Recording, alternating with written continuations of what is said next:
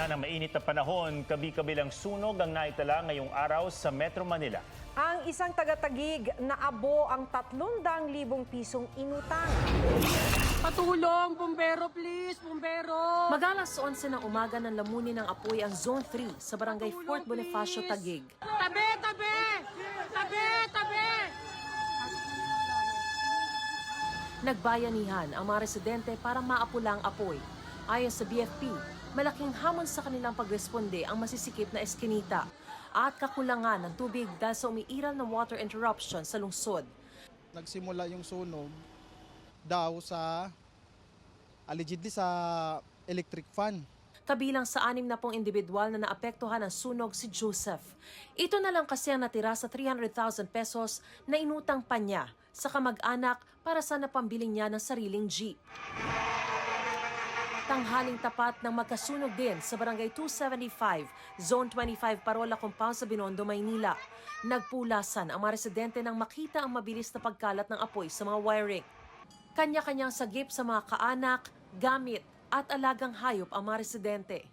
Malakas na po yung usok noon nung nagsilabasan kami. Kinabahan na kahit anong habol ko, wala na talaga kasi. Ito na ay kalawang sunog sa barangay mula nung isang linggo. Yung paa ko po napaltusan, kahit masakit tinis ko po para makatulong ako sa host ng mga bumbero. Aabot sa 100 truck ng bumbero ang rumisponde sa sunog na umakyat sa ikatlong alarma.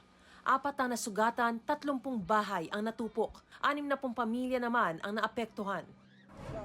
Mag-alas 3 ng hapon nang sumiklab ang sunog sa imbakan ng pyesa ng mga bus sa Barangay Baysa, Quezon City. Ayon sa BFP, mabilis na kumalat ang apoy dahil may flammable material sa loob ng warehouse gaya ng mga goma at langis. Naging problema rin ang kakulangan ng tubig. Maraming natulong-tulong, may mga bucket brigade nga dyan. Meron tayong malapit na hydrant. Siguro dahil sa El Nino, mahina yung daloy, yung supply. Tumanggi namang magbigay ng pahayag ang may-ari ng warehouse. Inaalam pa ang sanhi na magkakahiwalay na sunog ngayong araw.